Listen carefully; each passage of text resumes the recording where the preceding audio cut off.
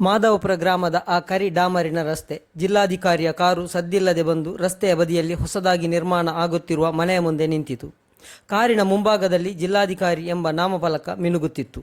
ಗಾಜಿನ ಒಳಗಿಂದ ಜಿಲ್ಲಾಧಿಕಾರಿ ರಾಘವನ ಕಣ್ಣುಗಳು ಹೊರಗಿನ ಆ ದೃಶ್ಯವನ್ನೇ ದಿಟ್ಟಿಸುತ್ತಿದ್ದವು. 2 ವರ್ಷಗಳ ಹಿಂದೆ ಖರೀದಿಸಿದ್ದ ಸೈಟ್ನಲ್ಲಿ ರಾಘವ ಹೊಸದಾಗಿ ಮನೆ ನಿರ್ಮಾಣ ಕಾರ್ಯ ಶುರು ಮಾಡಿದ್ದ.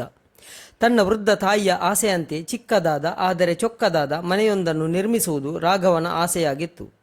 ಮನೆ ನಿರ್ಮಾಣ ಕಾರ್ಯವನ್ನು ರಾಘವ ಗುತ್ತಿಗೆದಾರನೊಬ್ಬನಿಗೆ ಗುತ್ತಿಗೆ ಕೊಟ್ಟಿದ್ದ. ಮನೆಯ ಕೆಲಸವನ್ನು ನೋಡಿಕೊಂಡು ಹೋಗಲು ರಾಘವ ಅಲ್ಲಿಗೆ ಬಂದಿದ್ದ. ಮನೆ ನಿರ್ಮಾಣ ಕಾರ್ಯ ಭರದಿಂದ ಸಾಗಿತ್ತು. ಗುತ್ತಿಗೆದಾರ ಹಲವಾರು ಕಾರ್ಮಿಕರನ್ನು ಕರೆತಂದು ಕೆಲಸ ಮಾಡಿಸುತ್ತಿದ್ದ. ತಟ್ಟನೆ ರಾಘವನ ಕಣ್ಣು ಅಲ್ಲಿಯೇ ಬಿಸಿಲಲ್ಲಿ ಆಡುತ್ತಿದ್ದ ಪುಟ್ಟ ಮಗುವಿನ ಮೇಲೆ ಹರಿಯಿತು. ಸಾಧಾರಣ 5-6 ವರ್ಷದ ಹೆಣ್ಣು ಮಗು. ರಾಘವನ ಕರುಳು ಚುರುಕೆಂದಿತು. ಯಾವ ತಾಯಿ ಹೆತ್ತ ಮಗುವೋ ಏನೋ ಪಾಪ, ಬಹುಶಃ ತನ್ನ ಮನೆಯ ನಿರ್ಮಾಣ ಕೆಲಸ ಮಾಡುತ್ತಿದ್ದ ಹೆಂಗಸರಲ್ಲಿ ಯಾವುದೋ ಒಬ್ಬಳ ಮಗಳಾಗಿರಬಹುದು ಎಂದುಕೊಂಡ. ಶಾಲೆಗೆ ಸೇರಬೇಕಾದ ವಯಸ್ಸು. ರಾಘವನಿಗೆ ತನ್ನ ಮಗಳ ನೆನಪಾಯಿತು.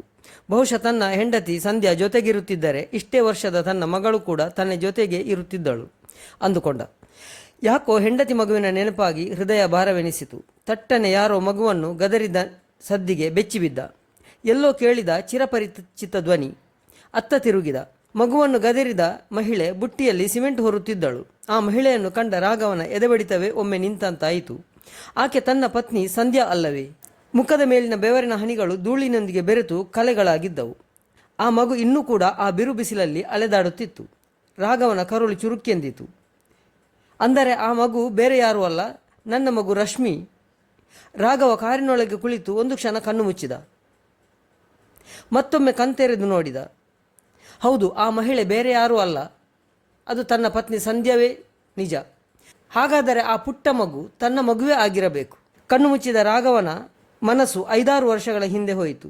5 ವರ್ಷಗಳ ಹಿಂದಿನ ಆ ಮಳೆಗಾಲದ ಸಾಯಂಕಾಲ ಅವನ ಕಣ್ಣೆದುರು ಸಿನಿಮಾ ಸುರುಳಿಯಂತೆ ಸುಳಿಯಿತು. ಉತ್ತರ ಪ್ರದೇಶದ ಒಂದು ಸಣ್ಣ ಹಳ್ಳಿ ಬರೌಲಿ. ಅಲ್ಲಿನ ಬೆಳಗಿನ ಜಾವದ ನಿಶ್ಶಬ್ದವನ್ನು ಮುರಿಯುತ್ತಾ ಇದ್ದದ್ದು ಸೈಕಲ್ ಮೇಲೆ ಬರುತ್ತಿದ್ದ ರಾಘವನ ತಾಜಾ ಹಾಲು ತಗೊಳ್ಳಿ ಎಂಬ ಧ್ವನಿ. ರಾಘವನಿಗೆ ಕೇವಲ 16 ವರ್ಷ ಇದ್ದಾಗಲೇ ತಂದೆಯ ಸಾವು ಇಡೀ ಸಂಸಾರದ ಜವಾಬ್ದಾರಿಯನ್ನು ಆತನ ಹೆಗಲ ಮೇಲೆ ಹೇರಿತ್ತು.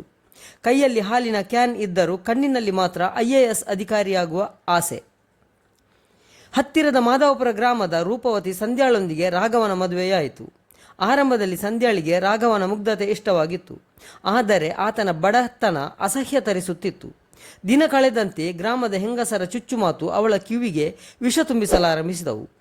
ನಿಮ್ಮ ಯಜಮಾನರು ಇಡೀ ಹಳ್ಳಿಗೆ ಹಾಲು ಹಾಕುವವರು ಅಷ್ಟೇ ಅಲ್ವಾ ಎನ್ನುವ ಮಾತುಗಳು ಅವಳ ಅಹಂಕಾರವನ್ನು ಕೆರಳಿಸುತ್ತಿದ್ದವು. ರಾಘವ ಬೆವರು ಸುರಿಸುತ್ತಾ ತಂದ ಹಣಕ್ಕಿಂತ ಅವನ ಸೈಕಲ್ ಹಿಂದಿದ್ದ ಹಾಲಿನ ಕ್ಯಾನ್ಗಳು ಅವಳಿಗೆ ಅವಮಾನದ ಸಂಕೇತವಾಗಿ ಕಂಡವು. ಈ ಬಡವನೊಂದಿಗೆ ನಾನು ಯಾವ ಸುಖವನ್ನು ಪಡೆಯಬಲ್ಲೆ ಎಂಬ ಪ್ರಶ್ನೆ ಆಕೆಯನ್ನು ಕಾಡತೊಡಗುತ್ತಿತ್ತು. ಇತರ ಹಣವಂತ ಗಂಡಸರೊಂದಿಗೆ ರಾಘವನನ್ನು ಹೋಲಿಸಿ ಅವಮಾನಿಸುತ್ತಿದ್ದಳು. ಅವನ ಬಡತನವನ್ನು ಹಂಗಿಸಿ ತನ್ನ ತವರು ಮನೆಯೊಂದಿಗೆ ಹೋಲಿಸಿ ನಿಂದಿಸುತ್ತಿದ್ದಳು. ತನ್ನ ತವರು ಮನೆಯಲ್ಲಿ ರಾಣಿಯ ಹಾಗಿದ್ದೆ, ನಿನ್ನೊಂದಿಗೆ ಏಗುವ ಬದಲು ನನ್ನ ತವರು ಮನೆಯಲ್ಲಿಯೇ ಆರಾಮವಾಗಿ ಇರಬಹುದು ಅಂತ ಎಷ್ಟೋ ಸಲ ಅವನನ್ನು ಜರಿಯುತ್ತಿದ್ದಳು. ತವರು ಮನೆ ಎಷ್ಟಿದ್ದರೂ ಹೆಣ್ಣು ಮಕ್ಕಳಿಗೆ ಮದುವೆಯಾಗುವ ತನಕ ಮಾತ್ರ, ಮದುವೆಯ ನಂತರ ಗಂಡನ ಮನೆಯೇ ಶಾಶ್ವತ ಎಂದು ರಾಘವ ತಿಳಿಯಪಡಿಸಿದರೂ ಆಕೆಗೆ ಅದು ಅರ್ಥವೇ ಆಗುತ್ತಿರಲಿಲ್ಲ. ಅಂದು ರಾಘವ ಹಾಲಿನ ಕ್ಯಾನ್ ಹಿಡಿದು ಮನೆಗೆ ಬಂದಿದ್ದ. ಮಳೆಯಲ್ಲಿ ತೊಯ್ದ ಅವನ ಬಟ್ಟೆಗಳೆಲ್ಲ ಕೆಸರಾಗಿದ್ದವು. ಸಂಧ್ಯಾ ಅಂದು ಅಸಹ್ಯದಿಂದ ಆತನನ್ನು ನೋಡುತ್ತಾ ಕಿರುಚಿದಳು. ನೋಡು ನಿನ್ನ ಅವಸ್ಥೆಯನ್ನು, ಹಾಲಿನ ವಾಸನೆ, ಮೈತುಂಬ ಕೆಸರು. ನಿನ್ನನ್ನು ನೋಡಿದರೆ ನನಗೆ ಅಸಹ್ಯವಾಗುತ್ತಿದೆ ರಾಘವ. ನಾನೊಬ್ಬ ಹಾಲು ಮಾರುವವನ ಹೆಂಡತಿ ಎಂದು ಹೇಳಿಕೊಳ್ಳಲು ನನಗೆ ನಾಚಿಕೆಯಾಗುತ್ತದೆ. ರಾಘವ ಅಂದು ದೈನ್ಯವಾಗಿ ಅವಳನ್ನು ಸಮಾಧಾನಪಡಿಸಲು ಹೋಗಿದ್ದ. ಸಂಧ್ಯಾ, ನಾನು ಓದುತ್ತಿದ್ದೇನೆ. ಒಂದಲ್ಲ ಒಂದು ದಿನ ನಾನು ಖಂಡಿತ ಓದಿ ದೊಡ್ಡ ಅಧಿಕಾರಿಯಾಗುತ್ತೇನೆ. ಸ್ವಲ್ಪ ಸಮಯ ಕೊಡು ಎಂದು ಬೇಡಿಕೊಂಡಿದ್ದ. ಆದರೆ ಅವಳು ಕಿವಿ ಕೊಡಲಿಲ್ಲ. ತನ್ನ ಬಟ್ಟೆಗಳ ಚೀಲವನ್ನು ಹಿಡಿದು ಹೊರನಡೆಯುತ್ತಾ ಅಂದಿದ್ದ ಆ ಕೊನೆಯ ಮಾತು ರಾಘವನ ಕಿವಿಯಲ್ಲಿ ಇಂದಿಗೂ ಗುಡುಗಿನಂತೆ ಕೇಳಿಸುತ್ತಾ ಇದೆ. ದೊಡ್ಡ ಅಧಿಕಾರಿನ ಸಗಣಿ ಬಾಚುವವನಿಗೆ ಸಗಣಿಯ ಗತಿ. ನಿನ್ನಂತಹವನ ಜೊತೆ ಬದುಕುವುದಕ್ಕಿಂತ ಸಾಯುವುದೇ ಲೇಸು. ನಿನ್ನಂತಹ ದರಿದ್ರ ಗಂಡ ನನಗೆ ಬೇಡ. ನಾನು ನನ್ನ ತವರು ಮನೆಗೆ ಹೋಗುತ್ತೇನೆ ಅನ್ನುತ್ತಾ ತನ್ನ 1 ವರ್ಷದ ಮಗುವನ್ನು ಎತ್ತಿಕೊಂಡು ಸಂಧ್ಯಾ ಹೊರಟು ಹೋಗುತ್ತಾಳೆ. ಅಂದು ಅವಳು ಹೋದ ಮೇಲೆ ರಾಘವ ಅದೆಷ್ಟೋ ರಾತ್ರಿಗಳು ಹಸಿವಿನಿಂದ ಅವಮಾನದಿಂದ ಬೆಂದಿದ್ದನೋ ಆ ದೇವರಿಗೆ ಗೊತ್ತು. ಪದೇ ಪದೇ ತನ್ನ ಮಗುವಿನ ಮುಖ ಕಣ್ಣಿಗೆ ಕಾಣಿಸುತ್ತಿತ್ತು. ಸಂಧ್ಯಾಳನ್ನು ಮತ್ತೆ ತನ್ನ ಮನೆಗೆ ಕರೆತರಲು ಹಲವಾರು ಬಾರಿ ಪ್ರಯತ್ನಿಸಿದ್ದ. ಆದರೆ ಸಂಧ್ಯಾ ಮರಳಿ ಮನೆಗೆ ಬರಲೇ ಇಲ್ಲ. ಈ ಅವಮಾನವೇ ಆತನಿಗೆ IAS ಪರೀಕ್ಷೆಯ ಪ್ರತಿ ಅಕ್ಷರವನ್ನು ಓದಲು ಶಕ್ತಿಯನ್ನು ನೀಡಿತ್ತು. IAS ಪಾಸು ಮಾಡಿದ ರಾಘವ ಜಿಲ್ಲಾಧಿಕಾರಿಯಾಗಿ ಮಾಧವಪುರಕ್ಕೆ ವರ್ಗವಾಗಿ ಬಂದಿದ್ದ. 2 ವರ್ಷಗಳ ಹಿಂದೆ ಸೈಟ್ ಒಂದನ್ನು ಖರೀದಿಸಿದ್ದ. ರಾಘವ ಈಗ ಮನೆ ನಿರ್ಮಾಣದ ಕಾರ್ಯ ಶುರು ಮಾಡಿದ್ದ. ಎಳೆ ಎಳೆಯಾಗಿ ಬಿಚ್ಚುತ್ತಾ ಹೋಗುತ್ತಿದ್ದ ಹಿಂದಿನ ನೆನಪುಗಳನ್ನು ಮತ್ತೆ ವಾಸ್ತವಕ್ಕೆ ತಂದದ್ದು ಮತ್ತೆ ಮಗುವನ್ನು ಗದರಿದ ಸದ್ದಿಗೆ ಬೆಚ್ಚಿಬಿದ್ದ ರಾಘವ. ಕೈಯಲ್ಲಿದ್ದ ಕರ್ಚೀಪಿನಿಂದ ಹಣೆಯ ಮೇಲಿನ ಬೆವರನ್ನು ಒರೆಸಿಕೊಂಡು ಕಾರಿನ ಬಾಗಿಲು ತೆರೆದು ಹೊರಬಂದ.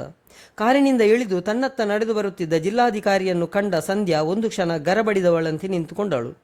ಎದುರಿಗೆ ನಿಂತಿದ್ದ ಗಂಭೀರ ವ್ಯಕ್ತಿತ್ವದ ಸೂಟು ಬೂಟು ಧರಿಸಿದ ಅಧಿಕಾರಿಯನ್ನು ನೋಡಿ ಅವಳು ಗಾಬರಿಯಿಂದ ನಿಂತಲ್ಲೇ ಕಲ್ಲಾಗಿ ಹೋಗುತ್ತಾಳೆ. ರಾಘವ ಸಂಧ್ಯಾ ಎಂದು ಕರೆದ. ರಾಘವನ ಧ್ವನಿಯಲ್ಲಿ ಅಂದು ಅವಳು ಮಾಡಿದ ಅವಮಾನದ ಕಹಿಯಾಗಲಿ ಅಥವಾ ಸೇಡಿನ ಕಿಚ್ಚಾಗಲಿ ಇರಲಿಲ್ಲ. ಬದಲಿಗೆ ಒಂದು ತಣ್ಣನೆಯ ಮೌನವಿತ್ತು. ಸಂಧ್ಯಾಳ ಕಣ್ಣುಗಳು ಅಗಲವಾದವು. 5 ವರ್ಷಗಳ ನಂತರವೂ ಆ ಧ್ವನಿ ಅವಳಿಗೆ ಮರೆತಿರಲಿಲ್ಲ. ರಾಘವ. ಅವಳ ಧ್ವನಿ ನಡುಗಿತು. ಅವಳು ಅವನ ಪಾದದಿಂದ ತಲೆಯವರೆಗೆ ನೋಡಿದಳು. ಅವನ ಪಕ್ಕದಲ್ಲಿ ನಿಂತಿದ್ದ ಗನ್ಮ್ಯಾನ್ ಮತ್ತು ಅಧಿಕಾರಿಗಳನ್ನು ನೋಡಿ ಅವಳಿಗೆ ಸತ್ಯದ ಅರಿವಾಯಿತು. ಅಂದು ತಾನು ಸಗಣಿ ಬಾಚುವವನು ಎಂದು ಹೀಯಾಳಿಸಿದ ವ್ಯಕ್ತಿ ಇಂದು ಇಡೀ ಜಿಲ್ಲೆಯ ಒಡೆಯನಾಗಿ ನಿಂತಿದ್ದ. ತನ್ನ ಈಗಿನ ಪರಿಸ್ಥಿತಿಯನ್ನು ನೆನೆದು ಸಂಧ್ಯಾಳ ಕಣ್ಣುಗಳಿಂದ ನೀರು ಧಾರೆಯಾಗಿ ಇಳಿಯಿತು. ಅವಳು ಬಿಕ್ಕಿ ಬಿಕ್ಕಿ ಅಳುತ್ತಾ ನೆಲದ ಮೇಲೆ ಕುಸಿದು ಬಿಟ್ಟಳು. ನನ್ನನ್ನು ಕ್ಷಮಿಸಿಬಿಡಿ ರಾಘವ. ಅಂದು ನಾನು ನಿಮ್ಮ ಕನಸನ್ನು ನಂಬಲಿಲ್ಲ. ಇಂದು ನೋಡಿ, ಇದು ವಿಧಿಯ ನ್ಯಾಯ ರಾಘವ ಎಂದು ಅಳುತ್ತಾ ಮತ್ತಷ್ಟು ಕುಸಿದು ಕುಳಿತಳು. ರಾಘವ ಅವಳ ಹತ್ತಿರಕ್ಕೆ ಹೋಗಿ ಕುಳಿತುಕೊಂಡ. ಆಕೆಯ ತೋಳುಗಳನ್ನು ತನ್ನ ಕೈಗಳಿಂದ ಗಟ್ಟಿಯಾಗಿ ಹಿಡಿದುಕೊಂಡು ನಿಧಾನವಾಗಿ ಅವಳನ್ನು ಎದ್ದು ನಿಲ್ಲಿಸಿದ. ಸಂಧ್ಯಾ, ಅಂದು ನೀನು ನನ್ನನ್ನು ಬಿಟ್ಟು ಹೋಗದಿದ್ದರೆ ಬಹುಶಃ ನಾನು ಸೋಮಾರಿಯಾಗಿ ಇಂದಿಗೂ ಹಾಲು ಮಾರಿಕೊಂಡೇ ಇರುತ್ತಿದ್ದೇನೇನೋ. ನೀನು ನೀಡಿದ ಆ ನೋವೇ ನನ್ನ ಯಶಸ್ಸಿನ ಇಂಧನವಾಯಿತು. ನಿನಗೆ ಶಿಕ್ಷೆ ನೀಡಲು ನಾನಿಲ್ಲಿಗೆ ಬಂದಿಲ್ಲ. ನೀನು ಮನಸ್ಸು ಮಾಡಿದರೆ ಇಂದಿಗೂ ಕೂಡ ನನ್ನ ಹೆಂಡತಿಯೇ ಎಂದ ರಾಘವ. ಸಂಧ್ಯಾಳಿಗೆ ತನ್ನ ಕಣ್ಣುಗಳನ್ನು ತಾನೇ ನಂಬಲಾಗಲಿಲ್ಲ. ರಾಘವ ಅವಳನ್ನು ತನ್ನ ಕಾರಿನೊಳಗೆ ಗೌರವದಿಂದ ಕುಳ್ಳಿರಿಸಿದ. ಮಗು ಕೂಡ ತಾಯಿಯನ್ನೇ ಹಿಂಬಾಲಿಸಿತು. ಇದು ನಮ್ಮ ಮಗಳು ರಶ್ಮಿಯಲ್ಲವೇ ಎಂದು ಕೇಳಿದ ರಾಘವ. ಹೌದೆನ್ನುವಂತೆ ತಲೆಯಾಡಿಸಿದಳು ಸಂಧ್ಯಾ. ಯಾಕೆ ಈ ಪರಿಸ್ಥಿತಿ ಬಂತು ಎಂದು ಕೇಳಿದ. ಸಂಧ್ಯಾ ಎಲ್ಲವನ್ನು ವಿವರಿಸಿದಳು. ಮೊದಲು ತವರು ಮನೆಯಲ್ಲಿ ಎಲ್ಲವೂ ಸರಿಯಿತ್ತು. ಅಲ್ಲಿ ಅಕ್ಕರೆ ಇತ್ತು, ಪ್ರೀತಿ ಇತ್ತು, ಗೌರವ ಇತ್ತು. ಆದರೆ ದಿನಗಳೆದಂತೆ ಎಲ್ಲವೂ ಕಣ್ಮರೆಯಾಗುತ್ತಾ ಹೋಯಿತು. ಯಾವಾಗ ಅಣ್ಣನಿಗೆ ಒಂದು ಮದುವೆ ಆಯಿತೋ ಅಲ್ಲಿಗೆ ಎಲ್ಲವೂ ಮುಗಿದ ಹಾಗಾಯಿತು. ಅತ್ತಿಗೆ ಅಣ್ಣನ ಕಿವಿ ಚುಚ್ಚಿ ಅಣ್ಣನನ್ನು ಬದಲಾಯಿಸಿಬಿಟ್ಟರು. ಅತ್ತಿಗೆಯ ಮಾತು ಕೇಳಿದ ಅಣ್ಣ ನನ್ನನ್ನು ಮನೆಯಿಂದ ಹೊರಹಾಕಿದ ಎಂದಳು ಸಂಧ್ಯಾ. ಸಂಧ್ಯಾಳ ಕೈಯನ್ನು ತನ್ನ ಕೈಯಲ್ಲಿ ಗಟ್ಟಿಯಾಗಿ ಹಿಡಿದುಕೊಂಡ ರಾಘವ. ಸಂಧ್ಯಾ, ನೀನು ನನ್ನನ್ನು ಬಿಟ್ಟು ಹೋಗಿ ಇಷ್ಟು ವರ್ಷ ಆದರೂ ಕೂಡ ನಾನು ನಿನ್ನ ನೆನಪಲ್ಲೇ ಬದುಕುತ್ತಿದ್ದೇನೆ. ನೀನು ಮತ್ತೆ ನನ್ನ ಜೀವನದಲ್ಲಿ ಬರುವುದಾದರೆ ನನ್ನಷ್ಟು ಅದೃಷ್ಟವಂತರು ಯಾರೂ ಇಲ್ಲ. ಬರುವೆಯಾ ಸಂಧ್ಯಾ ಎಂದು ಕೇಳಿದ. ಸಂಧ್ಯಾಳ ಕಣ್ಣೀರೇ ಉತ್ತರವಾಯಿತು. ರಾಘವ ತನ್ನ ತೋಳುಗಳನ್ನು ಅಗಲಿಸಿದ. ಸಂಧ್ಯಾ ಆತನ ಎದೆಗೆ ಒರಗಿಕೊಂಡಳು. ಪುಟ್ಟ ಮುಗ್ಧ ಮಗು ಇವೆಲ್ಲವನ್ನು ತನ್ನ ಮುಗ್ಧ ಕಣ್ಣುಗಳನ್ನು ಅರಳಿಸಿ ನೋಡುತ್ತಿತ್ತು. ಹಳ್ಳಿಯ ಜನರೆಲ್ಲ ಈ ದೃಶ್ಯವನ್ನು ನೋಡಿ ಮೂಕವಿಸ್ಮಿತರಾದರು. ರಾಘವ ಸಂಧ್ಯಾಳನ್ನು ತನ್ನ ಮನೆಗೆ ಕರೆದೊಯ್ದ. ತನ್ನ ವೃದ್ಧ ತಾಯಿಯ ಹತ್ತಿರ ಕರೆದುಕೊಂಡು ಹೋದ. ತಾಯಿ ಸರಸ್ವತೀ ದೇವಿಯ ಕಣ್ಣುಗಳಲ್ಲೂ ಆನಂದ ಬಾಷ್ಪ ಸುರಿಯಿತು. ಸಂಧ್ಯಾ ಅಂದಿನಿಂದ ಹಳೆಯ ಅಹಂಕಾರವನ್ನು ತೊರೆದು ರಾಘವನ ನೆರಳಾಗಿ, ಅತ್ತೆಯ ಮುದ್ದಿನ ಸೊಸೆಯಾಗಿ, ಅತ್ತೆಯ ಸೇವೆಯಲ್ಲಿಯೇ ತನ್ನನ್ನು ತಾನು ತೊಡಗಿಸಿಕೊಂಡಳು. ಸ್ನೇಹಿತರೆ, ಈ ಕತೆ ಇಷ್ಟವಾದರೆ ದಯವಿಟ್ಟು ನನ್ನ ಚಾನೆಲನ್ನು ಸಬ್ಸ್ಕ್ರೈಬ್ ಮಾಡಿ. ಮತ್ತೊಂದು ಸದಭಿರುಚಿಯ ಕಥೆಯೊಂದಿಗೆ ಮುಂದಿನ ವಿಡಿಯೋದಲ್ಲಿ ಮತ್ತೆ ಭೇಟಿಯಾಗೋಣ. ಜೈ ಶ್ರೀಕೃಷ್ಣ.